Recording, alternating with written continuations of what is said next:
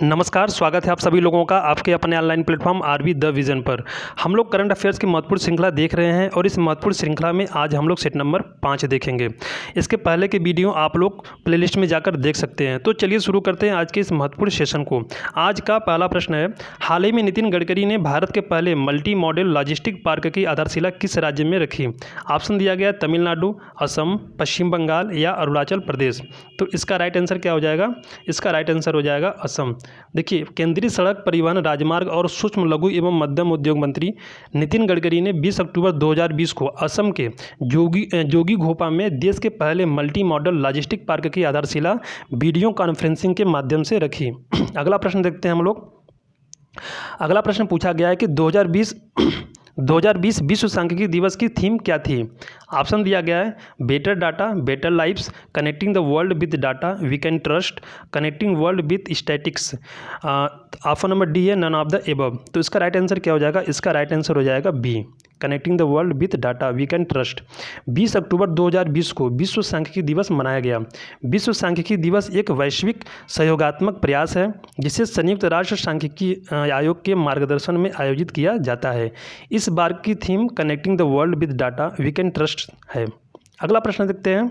अगला प्रश्न पूछा गया है कि हाल ही में किस राज्य में कटी बिहू उत्सव मनाया गया? ऑप्शन दिया गया है गुजरात, सिक्किम, असम या फिर मेघालय। तो इसका राइट आंसर क्या हो जाएगा? इसका राइट आंसर हो जाएगा सी, असम। कटी बिहू उत्सव असम में मनाया जाता है। यह असम के 3 कृषि त्योहारों में से एक है जिसे राज्य में बहुत ही धूमधाम से मनाया जाता है। कटी बिहू को कंगाली बिहू यानी गरीबों का त्यौहार के नाम से भी जाना जाता है। यह अक्टूबर के मध्य में उस समय मनाया जाता है जब फसलें उगने की अवस्था में होती है। चलिए अगला प्रश्न देखते हैं। अगला प्रश्न पूछा गया है कि India international film festival Boston 2020 के तीसरे संस्करण में इनमें से किसे लाइफ टाइम अचीवमेंट अवार्ड से सम्मानित किया गया है? ऑप्शन दिया गया ओम पुरी, शक्ति कपूर, इरफान खान या ऋषि कपूर। तो इसका राइट आंसर क्या हो जाएगा? इसका राइट आंसर हो जाएगा ए, ओम पुरी।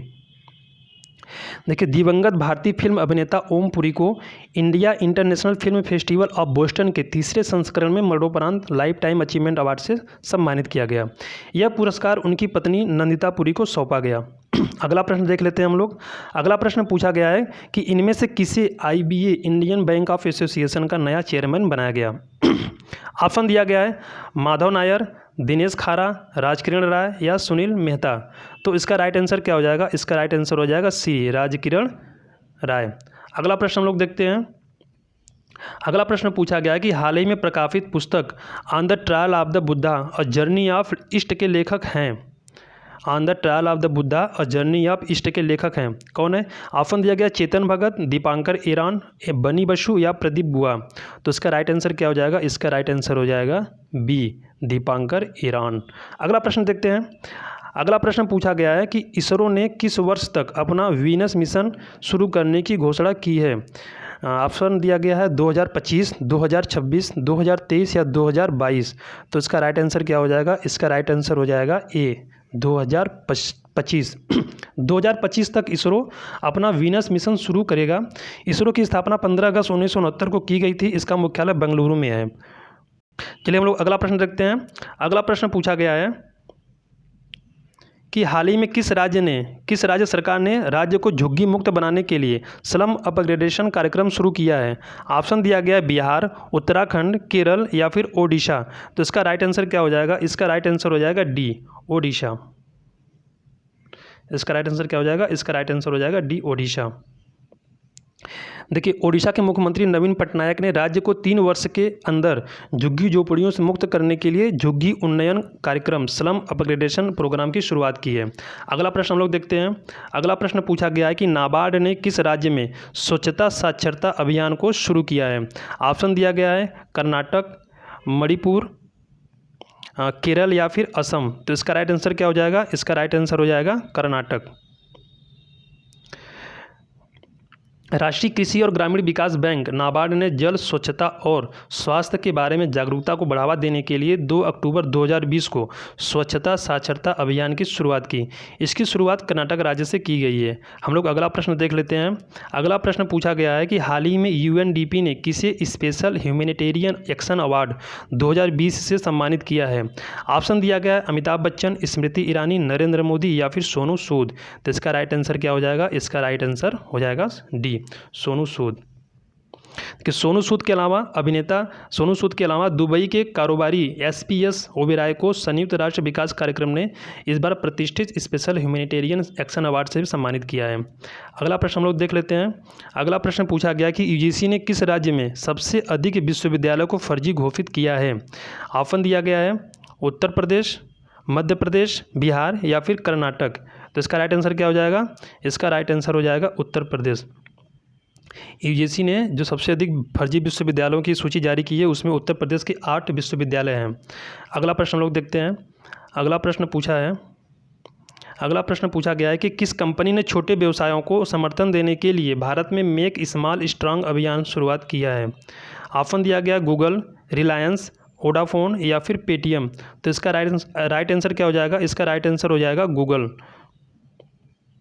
देखिए जो यह अभियान है मेक स्मॉल स्ट्रांग अभियान, यह गूगल की एक पहल है। इस अभियान के जरिए कंपनी उन छोटे कारोबारियों की सहायता करना चाहती है जिन्होंने मुश्किल समय में अपने कारोबार को बढ़ाने की बेहतर कोशिश की है। अगला प्रश्न देख लेते हैं हम लोग। अगला प्रश्न पूछा गया है कि रेड लाइट ऑन गाड़ी ऑफ अभियान किस राज्य केंद्र शासित प्रदेश से शुरू किया गया है। ऑप्शन दिया गया है महाराष्ट्र, दिल्ली, हरियाणा या फिर उत्तर प्रदेश। तो इसका राइट आंसर क्या हो जाएगा? इसका राइट आंसर हो जाएगा दिल्ली। दिल्ली सरकार द्वारा यह जो अभियान है यह दिल्ली सरकार द्वारा वायु प्रदूषण को कम करने के लिए शुरू किया गया है। अगला प्रश्न हम लोग देख लेते हैं। अगला प्रश्न पूछा गया है कि हाल ही में चर्चा में रही स्टार्स परियोजना किससे संबंधित है। ऑप्शन दिया गया शिक्षा में सुधार से, सिंचाई से, परिवहन से या फिर रोजगार से। तो इसका राइट आंसर क्या हो जाएगा? इसका राइट आंसर हो जाएगा शिक्षा में सुधार से। देखिए हाल ही में केंद्रीय मंत्रिमंडल ने स्टार्स परियोजना को अपनी मंजूरी दी है। इस परियोजना का उद्देश्य स्कूली शिक्षा का संचालन में सुधार के साथ साथ राष्ट्रीय स्तर पर डेटा कलेक्शन, मूल्यांकन और शिक्षण प्रणाली तथा सीखने के परिणाम में आवश्यक सुधार करना है। अगला प्रश्न हम लोग देखते हैं। अगला प्रश्न पूछा गया है कि अक्टूबर 2020 में किस राज्य सरकार ने जगन्नाथ विद्या कनुका योजना की शुरुआत की। ऑप्शन दिया गया उत्तराखंड, आंध्र प्रदेश, उत्तर प्रदेश या फिर असम। तो इसका राइट आंसर क्या हो जाएगा? इसका राइट आंसर हो जाएगा आंध्र प्रदेश। आंध्र प्रदेश के मुख्यमंत्री YS जगनमोहन रेड्डी ने राज्य के गरीब बच्चों को स्कूल किट वितरण करने के लिए जगन्नाथ विद्या कनुका नामक योजना की शुरुआत की है। हम लोग अगला प्रश्न देखते हैं। प्रश्न संख्या 16। हाल ही में भारतीय निर्वाचन आयोग ने लोकसभा और विधानसभा के लिए होने वाले चुनावी खर्च की सीमा में कितने प्रतिशत की बढ़ोतरी की है। ऑप्शन दिया गया 10%, 11%, 12% या फिर 15%। तो इसका राइट आंसर क्या हो जाएगा? इसका राइट आंसर हो जाएगा ए, 10%। अगला प्रश्न देखते हैं। अगला प्रश्न पूछा गया है कि हाल ही में प्रधानमंत्री नरेंद्र मोदी द्वारा एशिया के सबसे लंबे गिरनार रोपवे का उद्घाटन किया गया, यह किस राज्य में है।